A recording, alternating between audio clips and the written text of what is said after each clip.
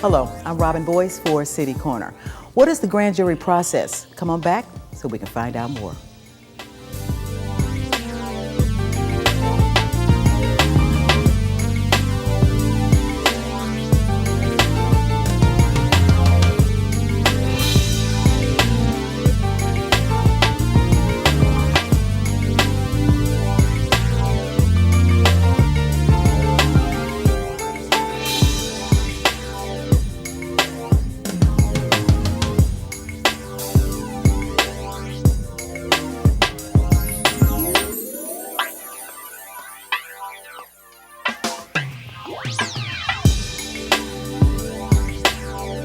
And hello, today on City Corner, we're going to talk more about the grand jury process. And with us in the studios today are members of the Mound City Bar Association. This is a 92-year-old organization of African Americans who came together many, many years ago to form an association that covers all gambits of great history here in the St. Louis area.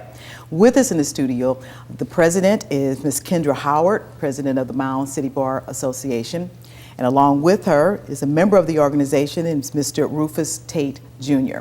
Mr. Tate used to be a prosecuting attorney, and I thought it would be interesting to bring him in the studio to talk about that aspect of it. We're always looking at things from a defense point of view, but rarely look at things from a prosecuting attorney's point of view. And then a lot of times you don't hear about, I meet young people who are going into law, they're not looking at the prosecution side of things, and that's so important if people don't understand it. But most importantly, the grand jury process. We most recently had here in St. Louis a verdict with reference to the case in Ferguson, where the verdict had come down in Clayton, Missouri, with Bob McCulloch's office that said that the police officer who killed Mike Brown was not guilty. This grand jury is made up of regular folks like you and I, is that correct? Yes. Yes. How does this grand jury come together? Same thing happened in New York most recently with Mr. Gardner's case as well, the I Can't Breathe case, where the man was taken down because of selling loose cigarettes. So explain, who are these people? Are these folks that they pull in from another country or out of space? Or, I mean, are these regular folks like us? What is the grand jury? Who are these people?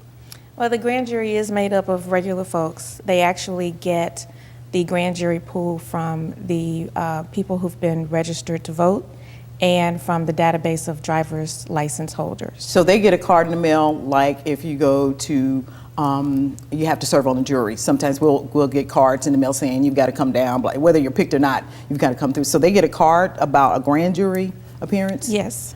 Yes. Right. Okay. So in order to be on the grand jury, you have to be a registered voter? Yes. You have to be. And so I know your organization has been working hard to get folks to really understand that. Tell us more about your efforts. Yes. We have been pushing voter registration for years. Mm-hmm. I mean, people fought and died for the right to vote. And I don't think that people quite understand how important it is.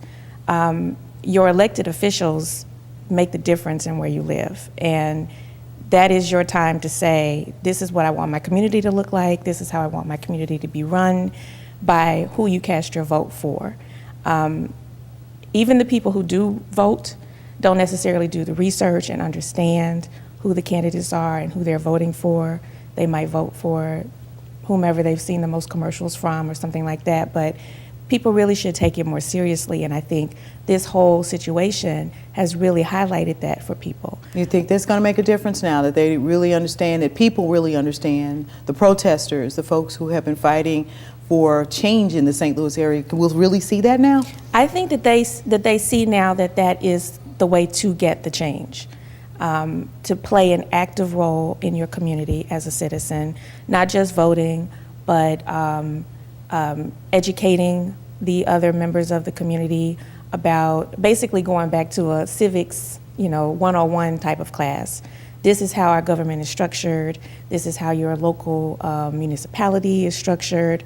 These are the people who make the decisions, and who you put in to office is a direct reflection on what your everyday life is going to be like, because these people are the ones who are out here determining how all of the decisions are made and how things will go. Like this grand jury, for example. Yes. That the grand jury received this information. They were impaneled to look at this process. From what I understood earlier, Mr. Tate, they were already in the process of looking at some other cases, right? Sure. Before they served received 3 this months. Ferguson case. They serve 3 months terms ordinarily. So 3 months terms? Yes. Okay, so, these are jurors that don't have to stay sequestered, is that correct? They get a chance to go home and? Oh, correct.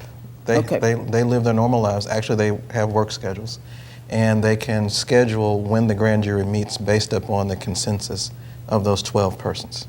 Okay, so they could meet in the evening or something after work hours, or is it generally a 9-to-5 situation? Generally, they do it during the daytime. Okay, so but they set it up that way. So this jury came from what, all parts of St. Louis County? Is Correct. that how that happened?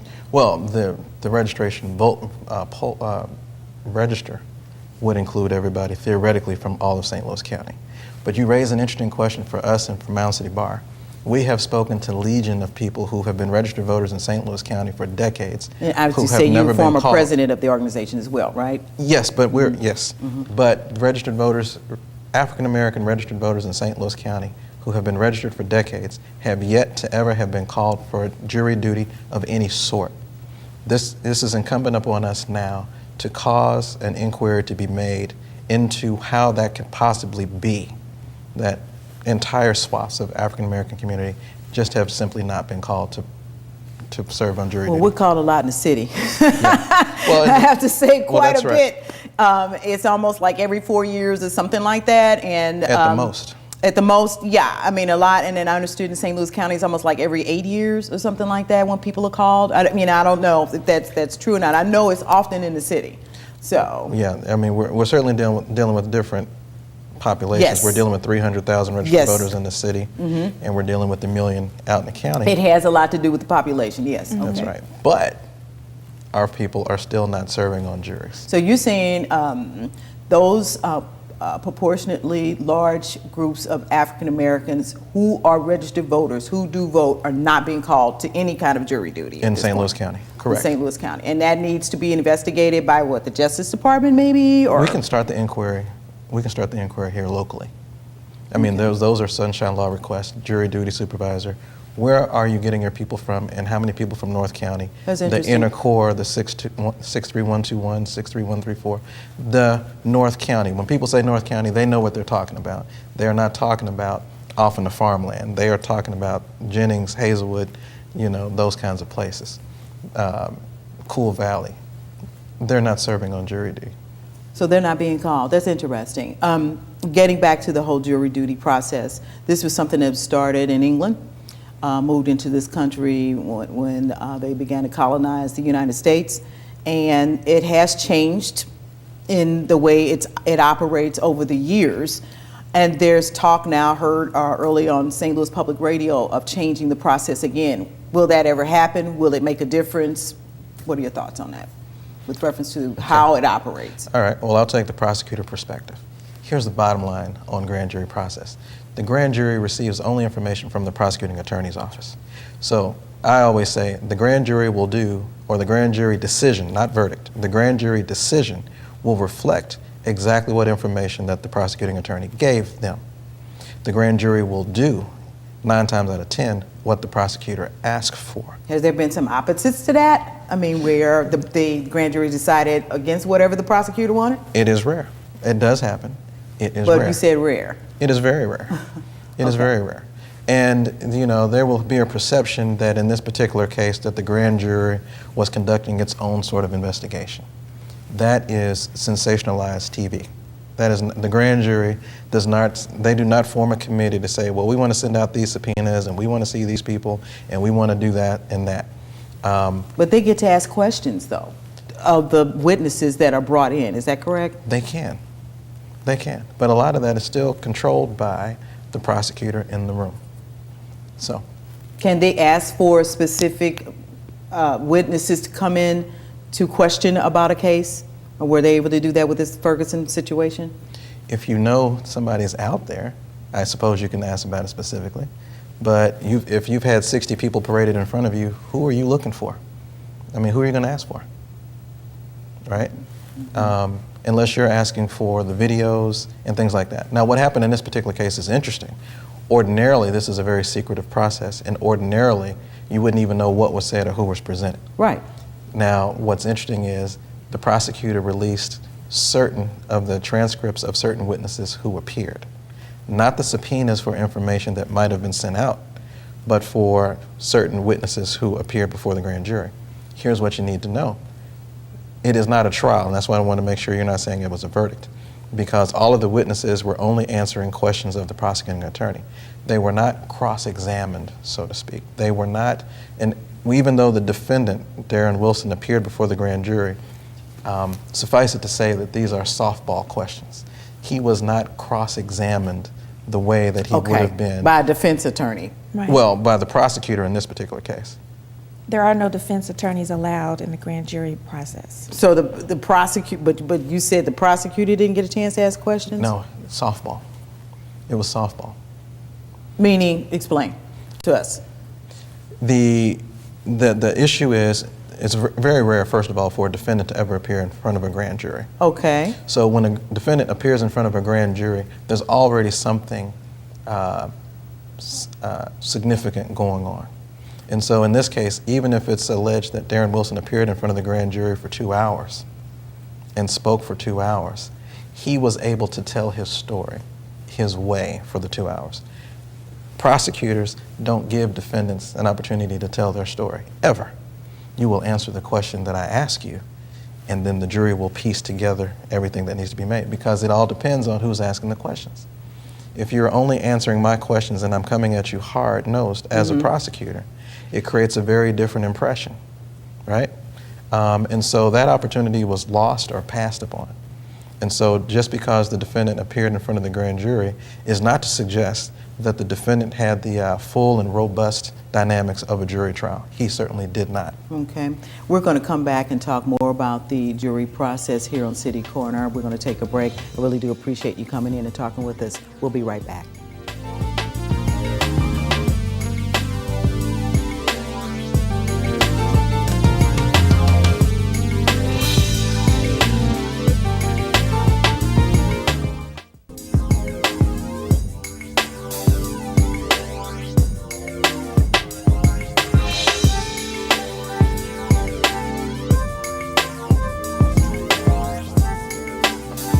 Hi, welcome back. I'm Robin Boyce with City Corner, and in the studios with me are President of the Mound City Bar Association, Ms. Kendra Howard, and member, Mr. Rufus Tate Jr. Both of you, I really am grateful for you to come in and talk about this grand jury process, because it's so important, and people just do not understand the processes that are going on right now. I understand that on your website you have a nice set of videotapes to show people about the processes. Tell us a little bit about that section on your website. Yeah, once all of this started to happen, we realized that people are not very familiar with grand juries, because as Rufus said, it's a secret process, and we don't know when they're being called and what they're doing.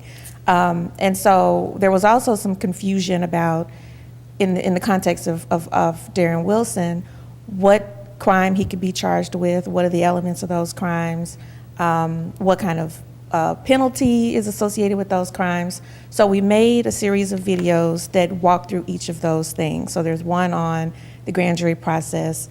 We wanted to kind of break it down in very simple terms that you don't have to be an attorney and speak legalese to understand. Yes. It's very short, straight to the point.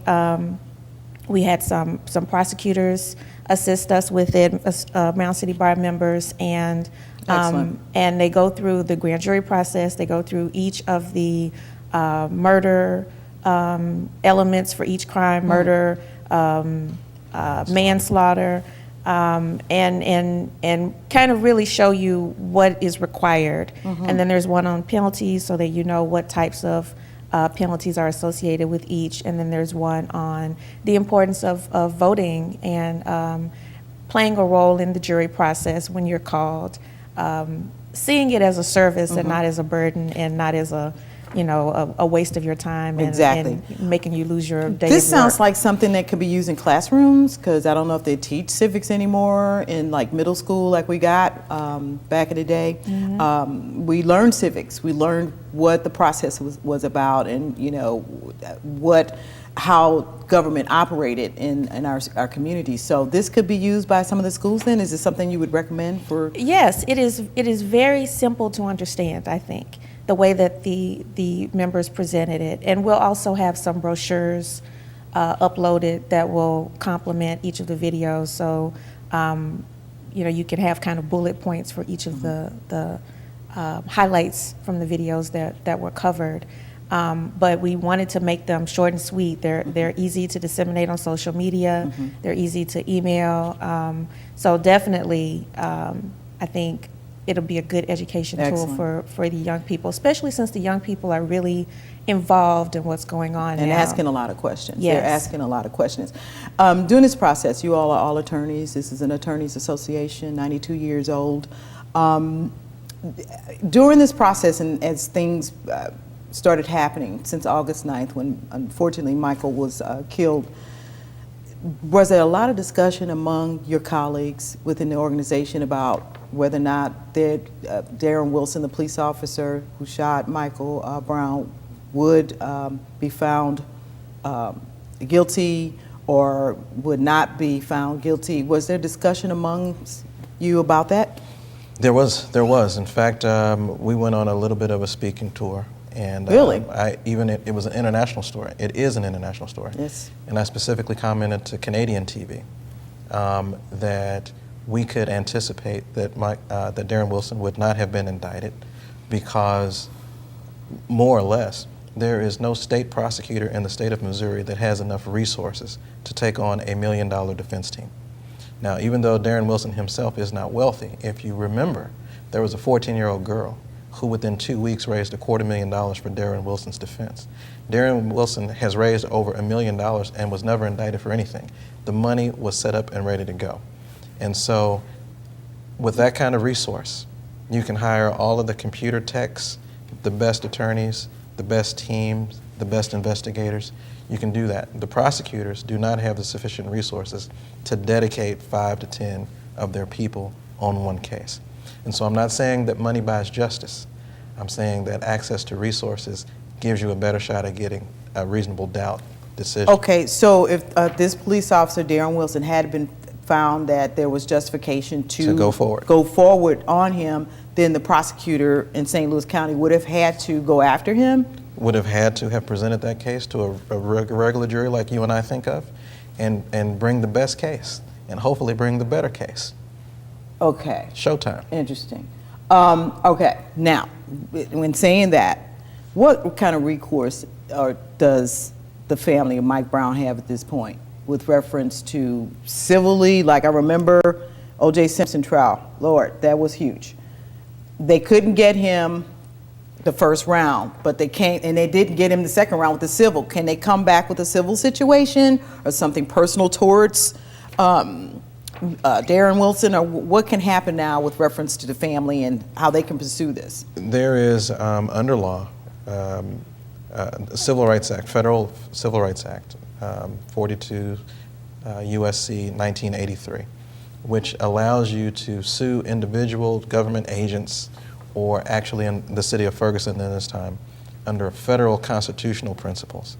And if you can get past the judge as the gatekeeper here and proceed to trial, you have an opportunity to try to persuade a jury that Darren Wilson and or the city of Ferguson should be held liable for this homicide. It's no question that it was a homicide, but the question is, was the homicide committed as a violation of Mr. Brown's civil rights? Now, is that what the feds are looking at right now? They are. They are looking at it from a federal civil rights, criminal civil rights violation. Okay. But there's also, the family can engage its own attorneys. Generally, the gentleman that you've seen on TV Yes. almost every day. Mr. Crump, yeah. Yes, are part of that team, that legal team, that's assessing whether or not to bring a private lawsuit against Wilson and the city of Ferguson. So we'll see. We'll see. So they do have some kind of recourse where they can. It is a very, very high standard. Very high standard. It is very difficult to sue police officers or cities. Why is that? Why is that? Because the Constitution provides them with what they call immunities, official immunity, sovereign immunity. And the reason that they had to create this, the Federal Civil Rights Act, is because these folks cannot be sued in state court unless you're alleging and can prove sufficiently that what they did, they intentionally did to be malicious, on purpose. Now, that he's no longer, Darren Wilson, a police officer. He's still sued for his actions as a police officer, so all the same immunities would apply. Okay. He would be armed with some of the best defense attorneys.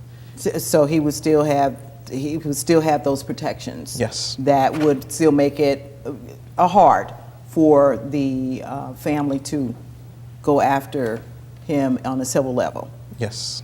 So it would be pretty tough. But people have done it anyway. They've gone after them, and they've made a huge difference in trying to getting people to trial.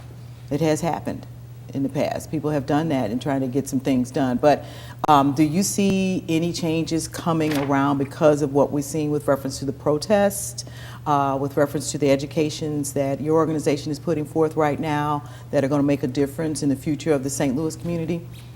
Yeah, and I think it's taking place all across the country, because every week we have another officer involved shooting of someone who's unharmed, or it's a mistake, or I thought he had a gun and he had a pill bottle. Most or, recently in Cleveland, all of those. with the young man. Mm-hmm. Yes, and so I think there are kind of sweeping cries for a change to the standard that the officers are held. I mean, we certainly don't want officers to feel like they can't use their judgment in a moment to decide, to protect themselves or protect somebody else from harm, but the use of deadly force needs to be re-examined. I mean, they can't Is that be legislative your first. then? Is that something that's going to have to happen on a Yes. state or federal level from a legislative point of view, and changing that in Yes. police departments then? Yes. There's going to have to be a multi-pronged approach. There is going to be some legislation. We've even heard that the idea of a civil oversight committee has been resurrected. That's not a new concept in the city of St. Louis, or now in St. Louis County. So civilian oversight. There's also going to have to be a level of political education, which the young people now understand, hopefully, that politics is local. The things that are happening here are the reflection of the mayor and the police chief. The police chief is appointed by the mayor, so you cannot vote out the police chief, but you can vote out the mayor, who appoints the police chief, because the police chief assigns the norm or the culture of how that community is being policed. Mm-hmm. So Mound City Bar has been saying for several months now, if you want to change the culture of policing in this particular jurisdiction, and there are 91 of them in St. Louis County, then you affect who the mayor is, and get a mayor who reflects the type of policing that you would prefer. And that's really your bottom line at this point, is that the community has to realize the power of the vote. Power of the vote. Yes. And guess what? It's not that many votes. You can change the entire course of the Ferguson situation with 2,000 or 3,000 votes.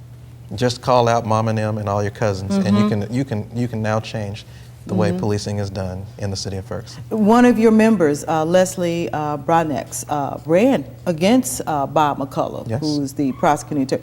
That was a tough ride for her. Yeah. But she got out there. She was brave about it, and she got out there to try to make a difference. Just conjecture, just asking, if she had won, would there be some difference with this case, maybe? Well, I will say this about all grand juries and all prosecutors. People elect the prosecutor. That's the important part. People elect the prosecutor. Yes, another elected official. But then they give the prosecutor the discretion that he or she thinks is necessary in each and every case. Okay.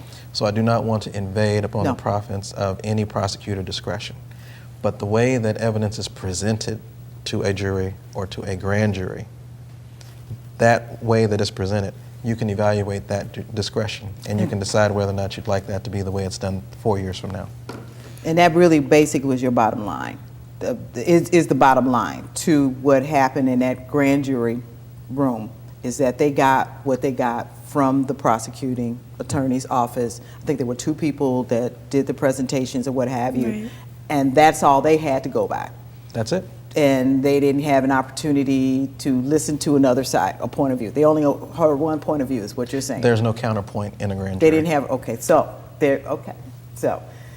Because, yeah, they would have been very excited to hear from the family and hear the family's attorneys questioning Okay. some of these same witnesses. So change is needed, is what I'm hearing in this discussion, and I'm hearing all over the St. Louis area, and I really do appreciate you all coming in. Mound City Bar Association, thank you very you for much. having us. Love to have you back, and we're going to be doing some more of these discussions throughout the year, and I hope you enjoyed this conversation today, and we hope to see you the next time here on City Corner. I'm Robin Boyce.